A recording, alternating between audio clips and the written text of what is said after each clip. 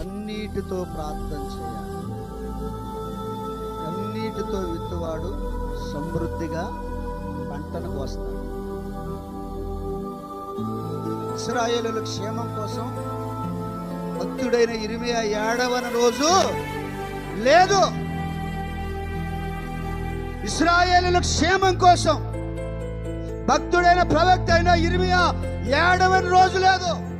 నా ప్రియమైన దేవుని పిల్లరా, ఈరోజు నీ క్షేమం కోసం, నీ క్షేమం కోసం, నా క్షేమం కోసం సర్వలోకాన్ని సృష్టించిన సృష్టికర్త అయిన దేవుడు ఆయన ప్రాణాన్ని నా కోసం పెట్టాడు. అది ఎప్పుడైతే నువ్వు యథార్థంగా నోటితో దేవుని సన్నిధిలో ఒప్పుకొని ఆయనకు సాగిలపడి కన్నీటితో మనస్ఫూర్తిగా ప్రార్థన చేస్తావో అట్టి కార్యాలు దేవుడు నీలో జరిగించునుగాక.